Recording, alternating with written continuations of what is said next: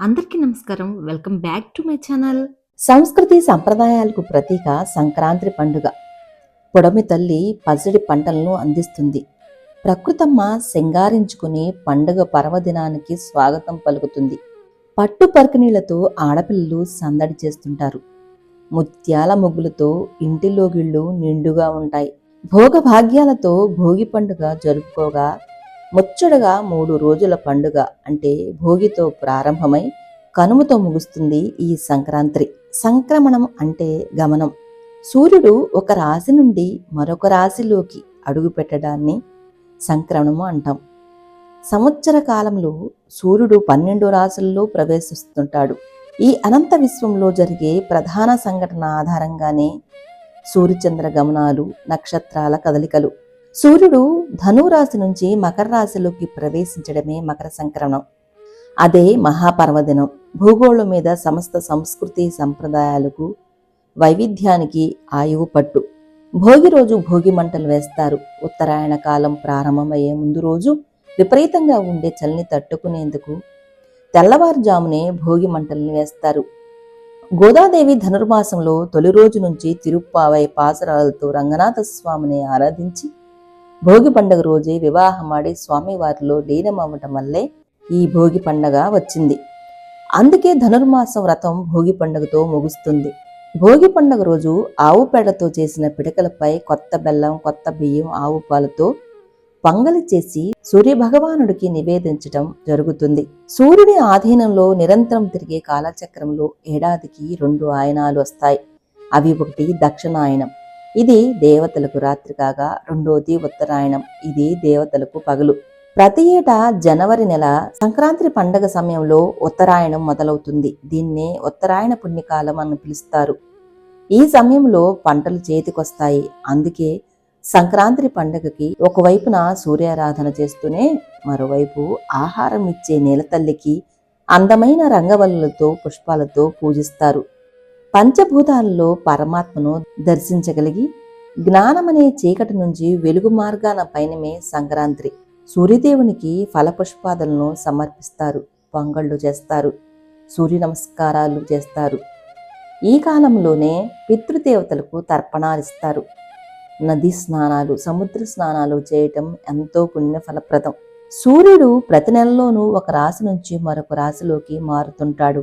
అయితే ఆయన ధనువు రాశి నుండి మకర రాశిలోనికి ప్రవేశించడమే ఉత్తరాయణ పుణ్యకాలం. అందువల్లనే ఈ సంక్రాంతి పర్వదినం చాలా శ్రేష్టమైంది. దేవతల పగలుగా చెప్పే ఉత్తరాయణానికి అంతటి విశిష్టత ఉంది కాబట్టే కురుక్షేత్ర సంగ్రామంలో పోరాడి అస్త్ర సన్యాసం చేసి మృత్యుదేవత ఒడిలో చేరువలో ఉన్నా సరే భీష్మాచార్యుల వారు ఉత్తరాయణ పుణ్యకాలం వచ్చే వరకు ప్రాణాలను నిలుపుకొని అంపశయ్య మీద పరుండి ఆ పిమ్మటే ప్రాణత్యాగం చేశారు. అందుకే ఉత్తరాయణంలో వచ్చే మకర సంక్రమణానికి అంతటి ప్రాధాన్యత. ఇక సంక్రాంతి అంటే ముఖ్యంగా చెప్పుకునేది పిండి వంటలు. నువ్వులతో చేసిన ఏదో ఓ రూపంలో సంక్రాంతి రోజున ఆహారంగా తీసుకుంటారు. వాటిలో ముఖ్యంగా నువ్వుల అరిసెలు, బొబ్బట్లు, నువ్వుల ఉండలు. ఇవి ఆరోగ్యంతో పాటు ఆయుష్ను పెంచుతాయని నమ్మకం. ఇక తెల్లని నువ్వులు దేవతా తర్పణం కోసం, నల్లని నువ్వులు పితృతర్పణానికి ఉపయోగిస్తారు. భోగి, సంక్రాంతి, కనుమ, ముక్కనుమ రోజుల్లో ఆచరించే పూజలు, నోములు, బొమ్మల కొలువులు ఎంతో ఆనందంతో పాటు సర్వశుభాలను కలుగజేస్తాయి. సంవత్సరంలో 12 సంక్రాంతులు వచ్చినా సూర్యుడు మకర రాశిలో ప్రవేశించే కాలమే పుణ్యదినం. సూర్యుడు మేషరాశిలో ప్రవేశించే రోజునే కనుమ.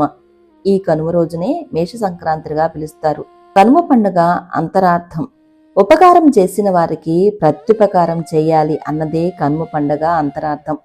మానవ మనుగడకు మూలాధారమైన పశువులకు, జంతువులకు కృతజ్ఞతలు తెలియచేయటం ఈ కనుమ పండుగ ప్రధాన ఉద్దేశం. కనుమ పండుగ రోజు రైతులు ముందుగా పశుశాలను, పశువులను శుభ్రం చేసుకుంటారు. గోవుల్ని, గేదెల్ని కడిగి పసుపు రాసి కుంకుమ పెట్టి పూలమాలలతో అలంకరించి పూజిస్తారు. సాయంత్రం పూట మేళతాళాలతో ఊరేగిస్తారు. ఇటు పల్లెల్లో అటు పట్టణాల్లో కూడా కనుమ రోజు గంగిరెద్దుల మేళం ఇంటింటికి వస్తుంది. శివుని వాహనమైన వృషభాన్ని ఈ రోజు చక్కగా అలంకరించి సన్నాయి మేళాలతో తిప్పుతూ ప్రతి ఇంటి ముందు విన్యాసాలు చేయిస్తారు.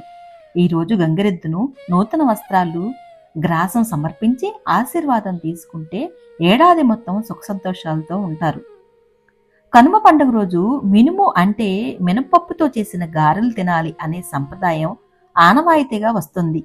శాస్త్రీయంగా చూసిన దట్టమైన మంచు కురిసే ఈ సమయంలో మినుములతో చేసిన పదార్థములు తినడం శరీరానికి మేలు చేస్తుంది. ఇక మాంసాహార ప్రియులు ఈరోజు ముక్క తప్పకుండా తినాల్సిందే. తెలుగునాట కనుమ రోజు కాకి కూడా మునుగుతుంది అనే నానుడి ఉంది. అంటే కనుమ పండుగ రోజు ప్రతి ఒక్కరూ తప్పకుండా తలస్నానం చేయాలని శాస్త్రం చెబుతుంది. అందుకే కనుమ రోజు కాకి కూడా తల మునిగేలా స్నానం చేస్తుందట. సంక్రాంతి పండుగకు ఊరెళ్లిన వారు కనుమ రోజు తిరుగు ప్రయాణం చేయరు. ఈ సందర్భంగానే కనుమ రోజు కాకి కూడా కదలదని నానుడి. పూర్వం ఒక ఊరి నుంచి ఇంకో ఊరికి ప్రయాణం చేయాలంటే ఎడ్ల బండే ఆధారం. ఏడాదంతా రైతులకు సహాయం ఉంటూ కష్టపడిన పశువులకు ఏడాది ఒక్కరోజైనా విశ్రాంతి ఇవ్వాలనే ఉద్దేశంతోనే కనుమ రోజు ప్రయాణం చేయవద్దని అన్నారు. సంక్రాంతి సందర్భాల్లో పల్లెటూరులో జరిగే కోడిపందాలు అందరికీ తెలిసినవే. కనుమ పండుగ రోజు దేవుళ్ళు వనవిహారానికి వెళ్తారు. మేళతాళాలతో దేవుళ్ల ఉత్సవ విగ్రహాలను వనవిహారానికి తీసుకెళ్తారు. తిరుమల శ్రీనివాసుని సన్నిధిలో కూడా ఈరోజు పార్వేట ఉత్సవం వైభవంగా జరుగుతుంది. పండుగలు మన సంప్రదాయానికి ప్రతీకలు. పండుగల పేరుతో మనం మాత్రమే ఆనందించడం కాకుండా మన కోసం కష్టపడే మూగజీవాలను కూడా ఆనందింపచేయటమే కనుమ పండుగలో అంతరార్థం. పశువులతో పాటు పక్షులకు కూడా ఆరాధించే సంప్రదాయం మన తెలుగు వాళ్ళది. అందుకే ధాన్యపు కంకులను ఇంటి చుట్టూ వేలాడదీస్తారు. వాటి కోసం ఇంటి చుట్టూ చేరిన చిన్న చిన్న పిట్టలు, పక్షులు కిలకిలా రావాలతో ఆ ప్రాంగణం ఆహ్లాదంగా ఆనందంగా ఉంటుంది. పంట చేతికందేందుకు సహాయపడిన వారందరికీ ఈ రోజున కొత్త బట్టలు పెడతారు. కనుమ రోజున మాంసాహారం తినడం ఆంధ్రదేశాన ఆనవాయితీ. అది తినని వారు అంటే శాకాహారులు గారెలతో తృప్తి పడతారు. సంక్రాంతి పండుగలో 4వ రోజు ముక్కన్మ. ఈ రోజున కొత్తగా పెళ్లైన మహిళలు గౌరీదేవి వ్రతం చేస్తారు. 9 రోజుల పాటు అమ్మవారిని పూజిస్తారు. ప్రతిరోజు 9 రకాల పిండి వంటలతో నైవేద్యం సమర్పిస్తారు. అనంతరం అమ్మవారి విగ్రహాన్ని నీటిలో నిమజ్జనం చేస్తారు. ఇళ్లల్లో బొమ్మల కొలువులు ఏర్పాటు చేస్తారు. అలాగే ముక్కన్మ మాంసాహార ప్రియులకు ప్రత్యేకమైన పండుగ. మొదటి 3 రోజులు భోగి, సంక్రాంతి, కనుమ రోజుల్లో శాకాహారం మాత్రమే తీసుకోవటమే సంప్రదాయంగా ఉంది. ఈ వీడియో కానీ మీకు నచ్చితే చిన్న లైక్ ఇవ్వండి, తెలిసిన వారికి షేర్ చేయండి. మొదటిసారి మన ఛానల్ చూస్తున్నట్లయితే సబ్స్క్రైబ్ చేసుకోండి. Thanks for watching.